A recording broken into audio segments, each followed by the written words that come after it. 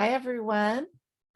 Thank you for joining us today. Before we introduce our guests and get started, I do need to do a little bit of legal housekeeping as our attendees are filing in. Advice Chaser, the host of this webinar, is not a registered investment advisor. We cannot and do not give financial advice. Today's presentation is for educational purposes only and cannot be considered advice for any person's individual situation. Advice Chaser regularly hosts informative webinars, such as this one, featuring a variety of knowledgeable professionals, many of whom are licensed advisors. Any opinions, ideas, jokes, or principles expressed by presenters are their own, and however true, funny, or interesting, are not endorsed by Advice Chaser. Please do not act on the information you hear today without consulting a qualified financial professional. We're thrilled to bring you this educational presentation. Attendees are muted, but we encourage you to ask questions using the chat box, and the presenter will answer those queries during or after the webinar today as appropriate. We do have a question and answer period at the end of today's presentation. If you ask a question in the chat box and we don't have a chance to get to it, please go ahead and leave your phone number as well. We will make sure someone reaches out to you to fill that question after today's event. Once again, we want this experience to be as educational as possible, so please don't hesitate to ask for clarification or expansion of the material. I'd love to introduce you to today's guests. And we're going to have such a great webinar today, folks. This is a treat. Libby Van Vliet is with 10 Bridge Partners and handles everything from opening new accounts, changing contact information, making distributions, and handling incoming contributions. She believes in teamwork, professionalism, and lifelong learning. She loves to serve clients as they launch on a path to reach their goals with a sound financial plan. She's a native of Portland and enjoys outdoor activities with her family and her dog. Our presenter today is Eric Lawrence. He is the president and managing director of 10 Bridge Partners in Portland. As a certified financial planning practitioner, Eric knows that financial planning is as much about emotions as it is about the financials. He advises clients to understand their own individual relationship to money, what excites them, as well as what keeps them up at night. Then the financial plan and resultant strategy have a much better chance of success. Eric and his team work closely with clients to make sure they honor this relationship and put them on a clear path guided by a sound financial plan tailored to their unique personal goals. Outside of financial planning, Eric enjoys the outdoors as well and spending time with his family.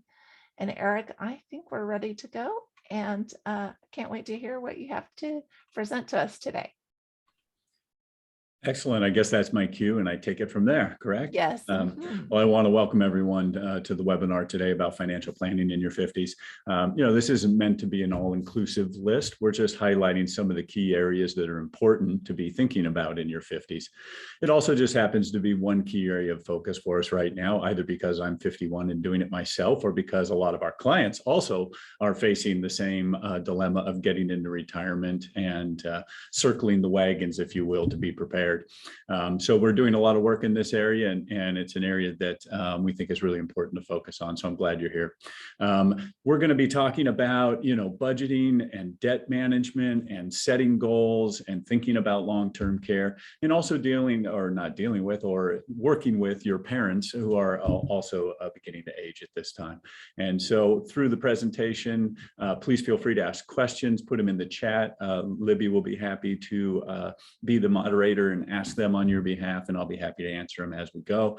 Or inversely, you could write them down and save them to the Q&A time at the end.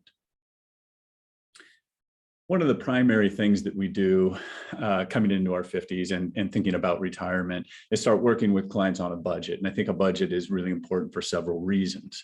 The first and foremost is, what is your current budget? And it allows us to see where money is being spent and where you can get more for the different areas you need to focus on, whether that's debt management or saving more or buying care insurance or whatever purpose the money will serve. Knowing where your money goes helps inform inform you about where it can go that will benefit you more. We don't hold clients to that. So I would encourage you to have a budget, but don't feel like you have to, keep every receipt every time you spend something and nickel and dime yourself on a monthly basis. That makes me cringe just thinking about it personally. And I know for many other people it does as well. But getting a good broad overview of what's coming in and what's going out can really help inform you about where to deploy your capital in the most effective way possible. The other thing we do is think about retirement. And I think it's not enough for people to say, I'm going to retire, or I'm going to buy a second home when I get to retirement, or I'm going to take the dream vacation. We need to put a budget to that in order to really fully understand what that means to us as individuals, because it's different for all of us. Some people we work with may enjoy reading good books in retirement, where other people enjoy jumping out of planes. It can be a completely different picture for each and every one of us, and understanding what that means is really important. What I like to say is, I want you to draw me a picture. Show me, what does it look like for you to be retired? And then we encourage people to break their budget into 3 separate components. The first and most critical aspect of the budget is your baseline. What are the expenses that you face every day? Utilities, groceries, property taxes. How do we keep a roof over your head and keep you from having to eat cat food in retirement? I want to know what that survival budget is. And that's important for you to identify, because most of us can take care of the survival budget through retirement. And it is the most critical aspect. We call that having your cake. Then I want you to take a look at your travel budget and what I like to call your mad money budget. The money you use to play golf, jump out of planes, go scuba diving, go bike riding, whatever brings you joy. So once we have the survival budget built, the next component to work on is the travel budget. What does it look like to you? And put real numbers to it. This can be a lot of fun for you and your significant other to go through. Think about the trips you want to take. Is it a cruise? Is it a backpacking trip? Is it sitting on a beach and drinking a cocktail with an umbrella in it? It can mean different things for different people again, but really putting numbers to that. Go find out what it costs. You can worry about what it'll cost in retirement later. That's an easy calculation to make. What we want to know is, what does it cost today? And therefore, what will you be doing in your retirement? So now we have a survival budget. What is our baseline expenses? Then we have a travel budget. And the last thing to work on is a fun budget or a mad money budget, however you want to identify that. What things do you want to do on a day-to-day basis? A lot of the research shows that people are most successful in retirement when they stay active and they stay engaged, especially socially. That fun budget should really reflect the type of activities and endeavors that you want to undertake in retirement. So when you establish these 3 different budgets, then you're able to play in almost any financial planning software to give numbers to your retirement, so that when that financial planning software comes back and says, you have a green light, you're doing everything you need to do, you have ownership over that budget and you understand what that means, that it is your ideal retirement that you're going to enjoy for a very long time with the people you love. This is one of the hardest aspects for people to get over, creating these budgets. So I really encourage you to think of it as having fun, really dreaming big, go for those hairy, audacious goals, make retirement just a dream vacation for yourself. And if you have to tailor it back a little bit, that's okay. But I think it's more fun to dream than it is to minimize and try and prevent ourselves from getting to that retirement. The next component. Libby might have some questions here. Sorry, go ahead. No problem. I just want to make sure I'm getting out the thoughts of our group. Thank you, Eric. So you talked about the hard work that it takes to build that initial budget and the software that the financial planner would use. What about, day to day? People are trying to stick to that budget that they set up. Is there any favorite software that you can think of that people use, or the habits that they use to try to stick to that budget when they're day to day in between maybe their annual meetings with their financial planner? That's a really good question. They have lots of software out there, lots of apps available that you can put your budget into. I know many banks are starting to offer apps specific to their platforms to help you stay on budget. I tend to personally like a little flexibility in my budget. So I would really encourage people to work that in. But whether you're using QuickBooks or MoneyTree or any one of the numerous apps out there to track your budget, that would be critical. I think I'm answering your question, but and my wife, forgive me if you're on the call, but what my wife and I do is we have a household account where all the bills are paid. So the budget is paid from the household account. And then we each have individual accounts we call our Mad Money accounts. And into that goes our spending money on a month-to-month basis. So we don't even have direct access to our joint account that pays all the bills, other than if you want to write an antiquated check or go online and pay for something. We only have access to our spending accounts. And this allows us to stay on budget because once your individual spending account is empty, it's empty. And so now it's going to be a little bit of a slim month until you get through the finish line. But hopefully that answers your question. Oh, yes, that's a terrific idea. Okay.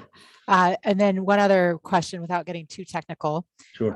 How do you advise folks, they're thinking ahead to retirement, but how do you also think about inflation? That's a really good, we use at 10 Bridge predicted rates of inflation. And right now our software is predicting like a 2.5% inflationary rate over the next 20, 30 years.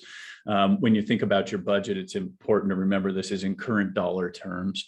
And if you look online, I'm sure there's plenty of ways that you can calculate the future value of that money. If you're using financial planning software, almost all of it is going to predict what that is out for you.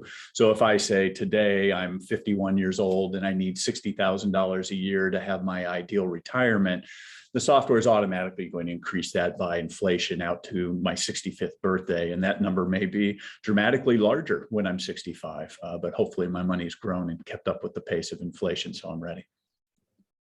Okay, thank you, Eric. We'll let you step into the debt management.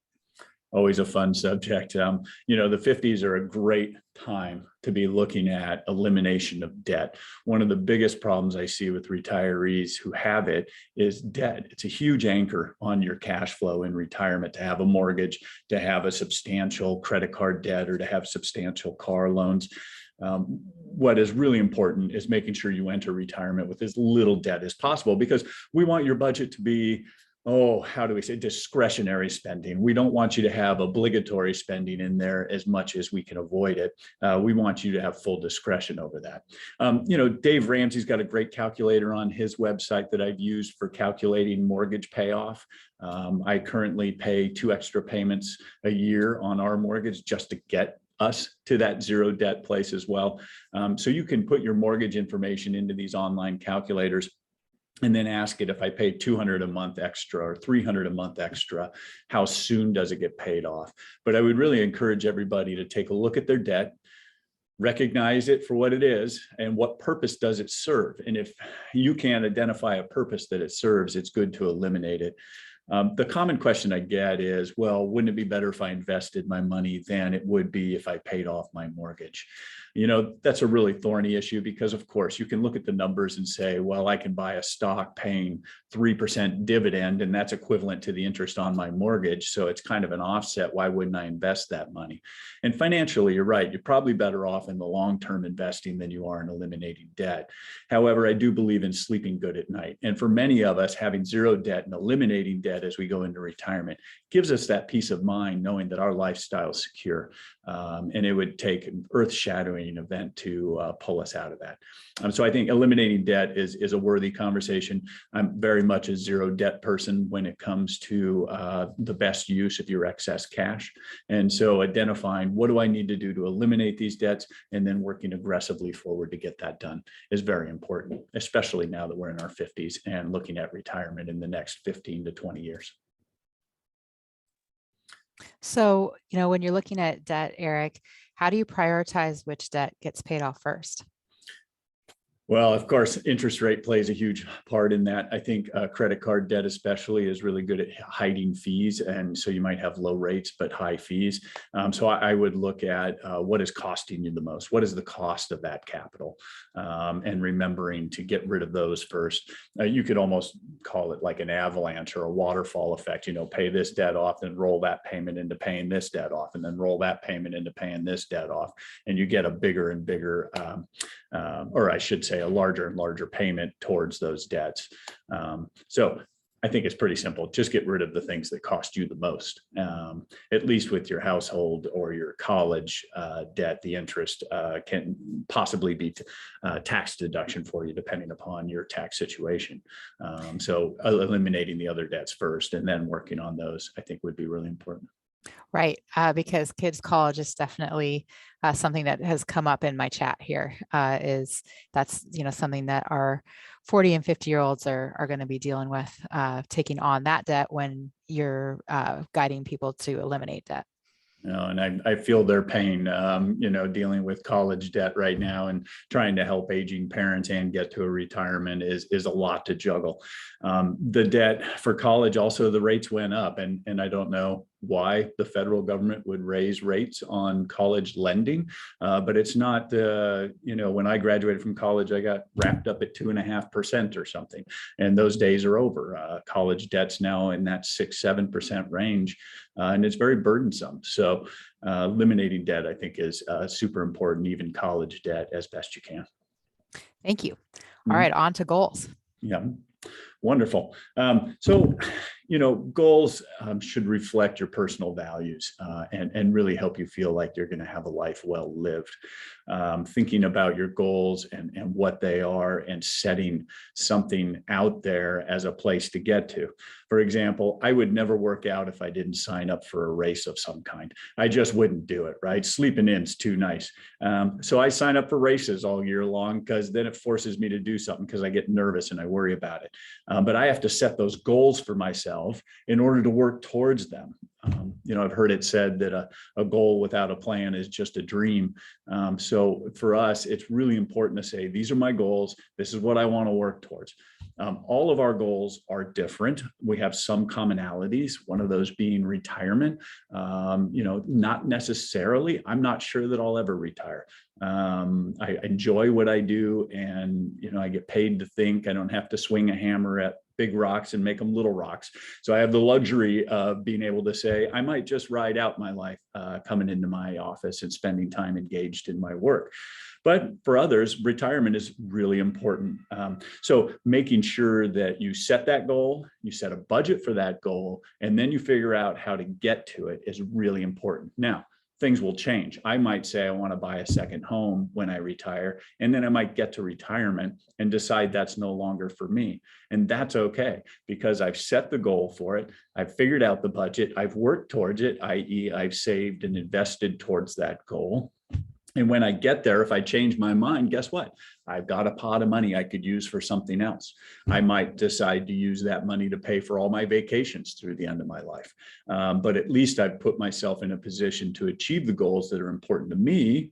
And then I am able to shift and do something different rather than getting to 65, not having worked towards a goal and not having the resources available to me to set them. But I would say the goals are, retirement, knowing that you'll never run out of money and live out the rest of your days, being able to afford a long-term care event if that should happen, thinking about, in retirement, you're going to have to replace a car every now and then. So this is a goal that's often missed in a financial plan, knowing that about every 10 years or so, I'm going to have to upgrade my car, because certainly I don't know many 75 or 80-year-olds out there that want to drive an unreliable car. So keeping it current. So I would look at that. And if you want to benefit charity, I would just make a list of all your goals. I think it's also really important. We're going to talk about this in a little bit when we talk about parents, but for spouses to openly communicate those goals. One of the things I like to tell young people getting married is make sure you sit down and talk about what marriage means to you. Because, my wife and I had totally different concepts or visions of what marriage was. And then once we walked down the aisle, all those came to the fore, which is totally great. We've been together, over 2 decades and we figured it out. But I think it's important to share that with your spouse or your significant other. What does retirement look like to you? What do you want to do? We're an empty nest now, so we're dealing with that and what that means. But having that open and that open communication and that dialogue, I think, is really important, so that you both get to retirement with the same vision and the same idea of what that's going to look like for you. And it's okay to have separate goals. Separate goals is totally fine too. We have different hobbies, my wife and I. We have different visions of travel, but knowing what the other person wants and bringing those two together in one idea, setting a budget for those, and think through the rest of your life. And I think you're much better poised for success. So, Eric, I know that you're heading into a discussion of long-term care. What are the other just the biggest expenses that retirees have to plan for? No, it's a great question. Obviously, healthcare is a huge one, especially if you plan on retiring before 65.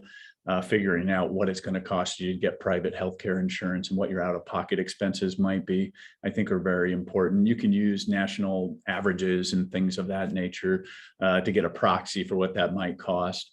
But I would say in retirement, it's your living expenses, it's your healthcare expenses, it's your care expenses that really take the fore. And then, of course, you have all the others like travel and second homes and, cars and things like that. But I think when you think about your core areas of concern, so you can sleep good at night and you have those taken care of, then you can talk about all the fun ones. And that's the icing on the cake. Sleeping well at night is important. I need that good night's sleep. We were talking about this morning about how as we get older, we're like, well, it's 9 o'clock, I'm going to bed. Our kids look at us like we're crazy. So thinking about long-term care insurance, I just wanted to touch on it a little bit. Long-term care insurance is a deep rabbit hole. I'm very fond of saying insurance companies don't sell you something they need. If they did, they would be bankrupt. They sell you something that they think you'll buy and they hope you never need it. And long-term care insurance is kind of the same animal. It doesn't mean that we don't buy it. It's a sleep good at night product. My wife and I bought our long-term care insurance last year. The need for care is important to think about, but it is not everything. For me, both my grandfathers, they're stubborn. They took a long time to pass away. And my father they gave my father 6 months and it took 18. He took a long time and he needed a lot of care. So for me, I was concerned about it because my genetic predisposition or my genetic code is such that, the men in our family don't go easy into the night. So I wanted to make sure that I was ready for that event. So looking back at your family history and kind of understanding, is there Alzheimer's in your history? Is there Parkinson's? How do people die in your family? Do they just pass away in their sleep quietly? Or do they take a long time? Understanding that genetic history, I think, is very important, but it's not the only thing you need to look at. I think the other thing you need to look at is, can you afford long-term care? I'm sure financial planners do it differently. I can only speak from our experience, but we typically just model one long-term care event for a client. Our dominant thought process is that the survivor will be able to sell the house and use up the last of the assets for their care, that we just need to make sure that one person's care can be, if you're a couple, one person's care can be met without putting the other person in the bankruptcy line. And so being able to model that, again, it's a goal that goes into the financial planning software, whatever software you're using, and you take a look at whether or not I can afford to pay for that out of pocket. There are lots of different levels of care. I think it's important to remember that it's not an all or nothing type of equation. When you get care, you can get private home care, assisted living facility. You can get a part-time worker to come to your house and provide some supplemental care. So there are lots of different variations of care, but the same is true of long-term care insurance. So A lot of people also think of long-term care insurance as a one-size-fits-all expensive proposition. And that can be true. But what I really think people need to do when they look at long-term care is remember that they don't have to insure the entire risk. So you can buy care insurance where you're provided a benefit at one level or another. So say it's $2,000 a month in benefit or $5,000 a month in benefit. Long-term care, you can have 2 years of coverage, 3 years of coverage, 5 years of coverage. So there's lots of moving parts within long-term care insurance. And you can pick a policy that you can afford so that you can, you're fitted into your budget. Again, going back to the budget now, how much excess cash flow do you have, or how much can you create? Therefore, how much can we allocate to insuring against that risk? It is a decision. I like people to go into long-term care, understanding the policy and saying, I don't want to buy it. And that's fine. At least you made an educated and informed decision. But for us, looking at it, understanding the policies, I really like people working with a broker. A difference being if you go to an agent who's at a particular insurance company, he may only have one bucket of products that he can show you. If you can find a broker that works with a wide swath of insurance companies, then at least they can shop around, because all insurance companies are different. They all think of things in different ways. We're here in Oregon. Some insurance companies automatically disqualify you if you're a marijuana smoker. Others don't care about it. But you have to understand what the insurance company's underwriting process is in order to be able to determine the right company to talk to, given your particular situation. They also have a whole list of products now that are more like a universal life product with a long-term care rider. And so you can do limited pay. So the policies my wife and I bought are 15-year policies. We pay for them for 15 years and then we're done. We never have to pay another dime in our life. And so by the time we get to 65, long-term care insurance is paid for. They can never raise my premiums. They can never change my benefits. And so when you're look at all the different types of policies out there. What fits your budget? What kind of coverage do you need? Do you need coverage? And then finding the right insurance company to work with, I think, is really important for you. And then making sure that you're maximizing that cash flow. So again, my wife and I were lucky enough to be able to afford those premiums for 15 years. It's not terribly expensive, but it's not terribly cheap either. For some people, they may need to get a lifetime pay because then the premium is going to be a lot smaller for them. So figuring out what works within your budget and what kind of coverage you have and what type of insurance company to work with will really benefit you in the long run. So Eric, what have you seen, or what do you recommend if someone wants to operate outside of a formal policy? They're thinking about extra savings or something like a trust. Is that a road to take? Absolutely. I mean, you can do the extra savings. Again, if you do the math, there's a couple of things. So if you do the math, if I buy a policy at 50 years old, and let's say it's $300 a month, and I instead want to put that in a savings account until I'm 85 years old and possibly need the policy, I might be able to get close to what the long-term care insurance benefit is. However, I'm not covered in the meantime. So, when you buy a policy, you're covered from day one, where in the savings account, you're not. So that's one key risk, is you're gambling on when you're going to need that money and doing that. The second big caveat is you can't touch it. And that's the hard one. I'm not that type of person. I would really love to have a nice dinner tonight. I'll reimburse my long-term care account later. That type of thinking, and that doesn't work, right? So for me, that's not an option, right? I would not fare well with that. So forcing it on me is important. It's kind of like when I did my mortgage, I did a 15-year mortgage instead of a 30, and everyone scratched their head on it. And I'm like, but I want it to force me to be paid off in 15 years. I don't want the option to pay it off more quickly. So knowing yourself as a person, again, financial planning is really tough. The science anyone can do all day long. It's simple calculations. How much money do I need? How much growth am I going to get? Therefore, what am I going to have later? But the other part of financial planning that's really difficult is the emotional side. It's our connection to money. It's our habits. It's who we are as a person and what we value. And you have to be able to marry those two things together in order to really come up with a solid financial plan. So knowing that I would prefer to enjoy life more now than save money for long-term care later is an important aspect of my personal financial plan. And so I buy the long-term care insurance because now I'm forced and I have coverage from the beginning. So hopefully that answers the question. But if you decide to go down the personal savings route, just make sure that you're the type of person that's very diligent and can keep their hands off that money and realize that you're assuming the risk in the interim. Until you get enough to afford care, you're on the hook for it. So, all right, that makes a lot of sense, Eric. Thank you. Yeah.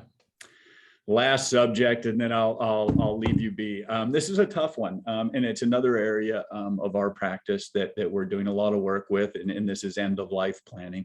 Our parents are getting at that age. If you're in your 50s, they're looking at their last days, and these are tough conversations to have with our parents. Matter of fact, next Thursday, we're hosting another webinar with Advice Chaser where we'll be talking about financial planning in your 70s. And if you'd like to invite your parents to that conversation, I'm going to have a very forward conversation with them about what they need to be doing to help the kids. The most successful families I see have open and honest dialogue with one another. It is a tough thing to do, but parents need to be sharing with their kids what they want, because the best way to ensure they don't get what they want is to keep it to themselves. My father was very tight-lipped with his care. He didn't want to talk about his money, didn't want to talk about his estate plan, didn't want to talk about his end of life until end of life was there. And then it got dumped on us like a dump truck. This is what we need to do. And we all had to jump to action to help him out. Knowing what that is ahead of time is so beneficial to the parents. I sometimes don't understand why they hesitate so much, but money's a taboo subject and people don't like to talk about it. But really understanding what your parents want is important. So I recommend starting with the better part of the conversation, which is, can you paint a picture for me about what the last 10 years of your life looks like? How will you achieve a life that's meaningful and important to you? Are there things you still want to achieve that maybe you haven't done yet? But giving them those softball questions that at least opens the door a little bit to maybe some more substantive questions about, well, that's interesting. How do you plan to achieve that? But I encourage people to have that conversation with their parents, to at least start the conversation. If they slam the door in your face, then so be it. There's nothing you can do about that. But approaching that conversation and really understanding what they want, because I think all of us as children want to make sure that our parents are comfortable going into the end of their life, that they don't feel like a burden on us, and that they get to be home if they want to be home, or if they want to move into an assisted living facility prior to needing to, which we see happening quite a bit, then can we help them do that? And how can we help them manage that process? And so I just wanted to add that as kind of a key component of the 50s, because, we're all kind of getting sandwiched here on the different things that we have to juggle, and knowing and understanding what our parents' wants and needs are and what they have to achieve it brings a great deal of peace of mind to both them and us. It's just hard to initiate that conversation and get that ball rolling. And I believe that's it. So I think we can go ahead and get into the question and answer period. Okay. Thank you so much, Eric. Are you ready? I'm ready. Okay. Get on my catcher's mask. I'm ready to go. So I did want to give you a scenario that gets back to the debt topic, because in talking about eliminating debt, actually credit score didn't come up. And, just theoretically, someone pays off their mortgage, hooray, and yet their credit score is going down. Have you ever advised, and I know you don't have all the pieces here, but people taking out a loan just to help their credit score, or to keep their borrowing costs down, and in case they needed to get back into a mortgage, that type of scenario. It's an interesting question, isn't it? And I have run across this where having a little bit of debt's better than having no debt. At least having something out there is better for your credit score. I think on the one hand, I would hope by the time someone pays off their mortgage and pays off their cars, that they have very little need for new debt, i.e. their credit score really doesn't matter as much. So you slip from an 800 down to a 700. I think you're still in pretty good position. But understanding your credit score obviously is important, because the lower it is, the less flexibility you have. And unfortunately, people have deemed credit scores worthy of insurance premiums, car insurance premiums, all kinds of crazy things that the score, in my own humble opinion, should have nothing to do with. But suddenly it is the hallmark of what is a healthy and successful person and what is not. And that's kind of a travesty. But I think, understanding your credit score, I use, I'm trying to remember the name of My Score IQ is a service that I signed up for. And it monitors my score for me and alerts me to any kind of changes. I think it's important to work with somebody or sign up for one of the services. So if there is fraudulent activity on your credit score, or if someone puts a bad mark on there, right away and you can address it. But I think as far as I'm concerned, eliminating debt is a much better feeling than having a big credit score. So I'd be all in favor of eliminating the debt and letting the credit score settle where it may. Great. Okay, so jumping back to the long-term care ideas. So what if you realize you had the conversation with your parents that they're not going to be able to afford long-term care costs? You want to help, you don't want to derail your own financial plan, but you don't want to deal with the future with your parents not having long-term care. What would be a good move there? Wow, that's a good question. We got some smart people on the call today. Wow, that's really tough, because one thing I shouldn't say I don't like, but one thing that's frustrating is when people wait to need something, because once you need it, it's too late, right? You need to be able to think ahead. So we do get that question from time to time. I'm 70 and have this terrible thing that's going to affect me later in life, and I need care insurance. And like, yeah, no, they're not going to extend long-term care insurance to you. So I think you have to think outside the box about what that might look like. Can family provide care? Another option we found with my father was possibly hiring a live-in caregiver, someone that would live in the other room, and you would pay them, a salary, and it really wasn't that expensive for room and board and a caregiver, maybe a few $1,000s a month or something. But thinking outside of the box, we have had some people we know that would help their parents by, moving them into their house, or their parents would build an ADU on their property and move closer to them, and then use the proceeds from the sale of the house or the net difference as kind of the cash flow. Sorry, that's a really loud car that just went by. Did you guys hear that? Don't buy your kids one of those cars. Anyway, but thinking outside the box. But unfortunately, that burden is going to fall to somebody. And Medicaid eligibility, a lot of people ask that question about, well, how do my parents, get rid of their assets in order to qualify for Medicaid? Holy cow, it's almost impossible to do. The Medicaid income limit is like below 2 Social Security checks. It is really low, and they have a 5-year look back now. So anything that's given away or anything that you try to gift to the kids comes right back in. And then not all facilities accept Medicaid. And the question is, do you want to be in a Medicaid facility? So unfortunately, it's kind of taking a look at the household and coming up with some imaginative ideas. Because we need that level of care for our parents, and that's hard to do if they haven't thought of that ahead of time. Well, thank you, Eric. I think the sound of that car was someone jumping away from their computer because they're so overwhelmed with all the things that you are stacking on them right now. They're just driving out of town. Well, they were in a hurry. So, thinking about you've got retirement, you need to come up with your goals and you want to prioritize them, and then you're eliminating your debt and looking at long-term care. How does someone start, looking at all these big categories? how do you Oh, get wow. going? What was that? Put one step in front of the other. Was that Frosty the Snowman or something like that? And soon you're walking out the door.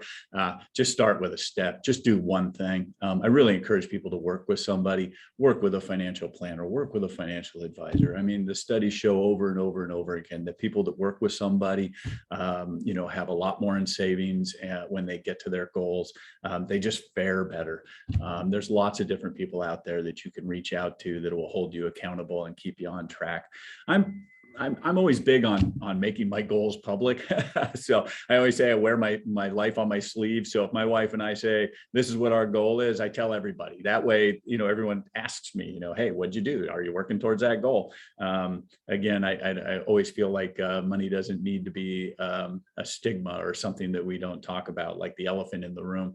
But I often talk with our friends about, oh, this is what we're doing for retirement. This is what we're doing to pay off our debt. This is what we're doing for long-term care insurance.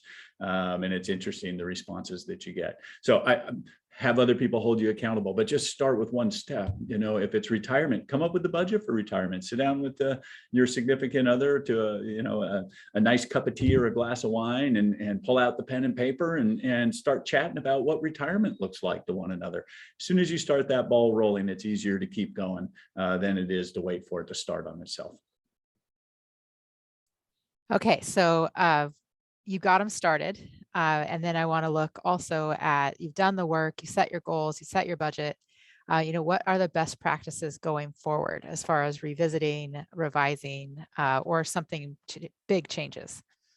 Oh, that's a good question. Yeah. A financial plan is not a book you put on your shelf, right? It's not something that you do once and you forget about it. I mean, it's great, but your situation changes all the time. And so therefore it should be revisited. We hear it all the time. People spend more time planning their vacations than they do planning for their retirement, which is one of the single biggest events of their life outside of turning 18 and moving out and getting married and having kids. Retirement's the other big one. So take the time necessary to check in on it. I would check in on it every year, minimum, once a year. Set a date, whatever, your anniversary. We're going to sit down and look at our retirement budget and see if it still fits with our needs. Or maybe that's not a good anniversary thing. I think that my wife just felt a disruption in the force when I said that. But what I would do is look at it every year, check in on it, make sure that your goals haven't changed. And it's okay. It can be a frustrating process, but I think once you have it set in motion, you have your goals, you have your plan, then it's just holding yourself accountable once a year and deciding whether or not you're actually achieving those goals and getting to where you need to be. Okay, one more scenario to consider, Eric. Okay. So blended families. So you've got your own kids, you've got a new husband, also has kids.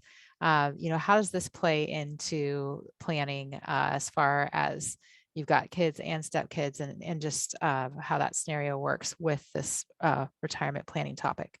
It's an interesting question. I think most of that plays into the estate plan, like your trust or your will or what happens to your money. If I think about it, if you have two parents with kids from separate marriages and something happens to one of those parents, all the money automatically is going to go to the surviving parent. And if they were to pass away, it would go then down to their kids, and the other kids get left out. So thinking about what is an intelligent estate plan and how do you want your money to be dispersed to your children, if that's your case in a blended family, or it may not even be important to you. I usually find it's most important to people when they first get into a new marriage that's a blended family or a new domestic partnership that's a blended family.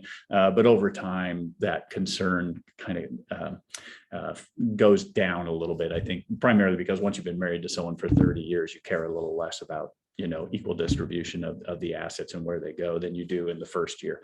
But I think with blended families, it's a unique opportunity to think about how is the money going to be used. And a well-crafted trust or estate plan can say, well, Eric, if I die, my wife can have use of the assets for your, health and education, maintenance and support. But when you die, I want that money to come back to my children, not to be left to your estate. And I think that's a perfectly fair and reasonable thing to expect, because we do want to see our kids be successful and benefit from our hard work. Not that we want to exclude others, but just making sure that our vision is clear. And again, it's about communication. I think we come back to that quite a bit. This is going to be my mantra from now on: communication. Talk to your spouse about what the goals are. Talk to your spouse about, what retirement looks like. Talk to your significant others and your parents, and really have those conversations, because if they're just kept to yourself, they won't serve you any good.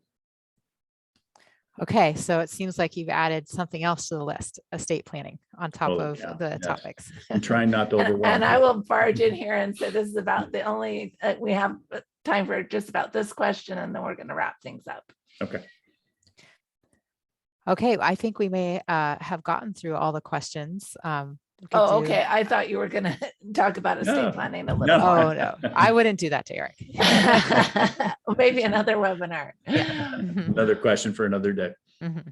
All right, perfectly. Well, if to our participants, if you had a question that we weren't able to get to, and you would like to please leave your number in the chat, we're happy to reach out and make sure that gets filled after today's event. First of all, thank you so much, Eric and Libby.